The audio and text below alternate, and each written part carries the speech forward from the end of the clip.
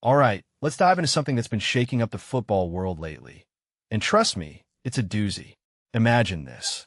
One of the most respected legends of the sport, Luís Figo, calling out the FIFA president, Gianni Infantino, in the most scathing way possible. Figo didn't hold back, labeling Infantino's behavior as deceitful and cravenly self-interested. But here's the kicker.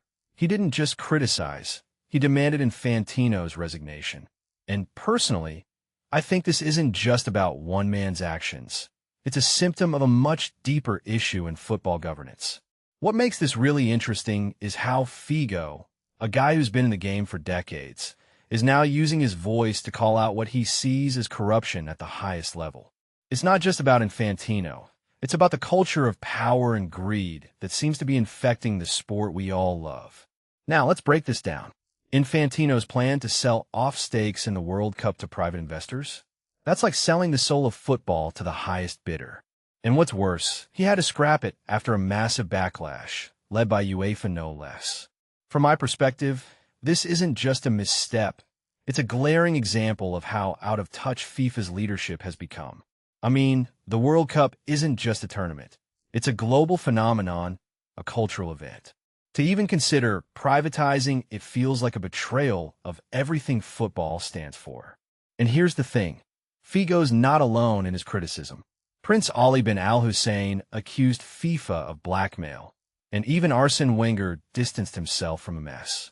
It's like the house of cards is starting to crumble, and everyone's finally noticing. But let's take a step back and think about it. Why does this matter? Football isn't just a game. It's a global language, a unifier. When the people at the top act in their own self-interest, it undermines everything the sport represents. Figo's words hit hard because he's not just a former player. He's someone who's been advising UEFA since 2017. He's seen the inner workings, and he's saying enough is enough. Personally, I think this is a wake-up call for all of us, fans, players, and administrators. We can't just sit back and let the sport be exploited. Figo's call for Infantino's resignation isn't just about one man. It's about reclaiming football's integrity. What many people don't realize is how this connects to a bigger trend in sports governance. We've seen it in other organizations too. Power concentrated in the hands of a few, with decisions driven by profit rather than passion. Infantino's alleged attempt to increase his salary to $30 million a year? That's not just greedy, it's tone-deaf. At a time when clubs and players are struggling financially, the head of FIFA is trying to line his own pockets. It's no wonder Figo called it deceitful. But here's the deeper question. How did we get here?